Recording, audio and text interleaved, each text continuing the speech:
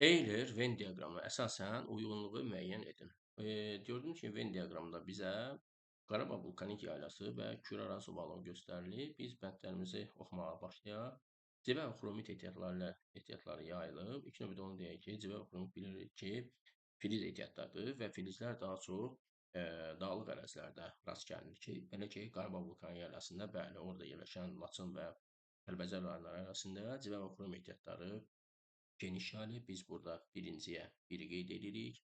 Dördüncü dövr çökürləri yayılmışdır. Onu deyək ki, əsasən Azərbaycanda düzənlik bölgələrdə üstünlük təşkil edən Kainosnoy dördüncü dövrü, dağlıq ərazilərdə isə əsasən üstünlük təşkil edir Mezozoyun çöküntüləri.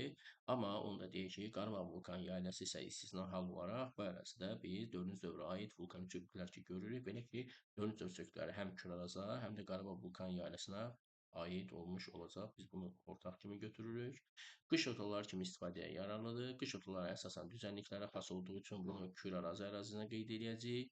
Geniş yay otlaqlarına malikdir. Bu yay otlaqları dağlıq bölgələrə xasdır və irriqasiya əkinçiliyi əsas yer tutur. İrriqasiya suvarma əkinçiliyi adlanır və suvarma əsasən düzənlik bölgələrə xas olduğu üçün biz 5-i Kür-Araz ovalığına aid edirik. Belə ki, birinciyə burada 1-4, ikinciyə burada 3-5 gördüyümüz kimi və üçüncüyə oxşarı isə 2 bəndi gəldi. Doğru bəndimiz birinciyə 1-4, 2-yə 3-5, üçüncüyə isə 2 bəndi oldu.